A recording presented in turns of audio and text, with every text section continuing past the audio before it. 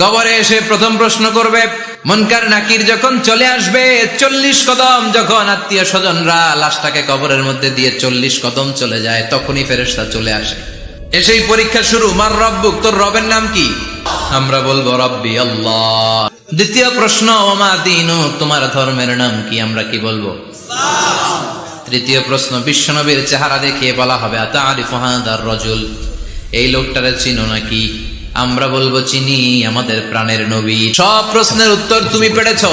ফায়ুফসাহু লাহু কবরুহু 70 যিরান, আপনার কবরটারে 70 হাত লম্বা করে দেয়া হবে। ওয়ায়ুফতাহু লাহু বাবুন ইলাল জান্নাহ, আপনার কবর থেকে জান্নাতের দিকে দরজা খুলে দেয়া হবে। ওয়ায়ুলবাসু মিন লিবাসি আহলিল জান্নাহ, জান্নাতের 2টা রেশমি কাপড়ের পোশাক এনে আপনারে পরিয়ে দেয়া হবে। আর বলা হবে, নাম কানাউমিল আরুস, ঘুমাও। তোমাকে লম্বা সময় পাড়ি দিতে হবে, ঘুমাও। কানাউমিল আরুস, যেমনি বর বাসর রাতে আরামসে ঘুম দেয়। কিয়ামতের জন্য ইসরাফিলের সিংহায় যে ফুৎকার আছে, ওই ফুৎকার ছাড়া কোনো কিছুই তোমার ঘুম ভাঙাতে পারবে না। আল্লাহ, আমরাও যেন 4টা প্রশ্নের উত্তর দিয়ে লম্বা একটা ঘুম দিতে পারি, পড়ে না আমিন।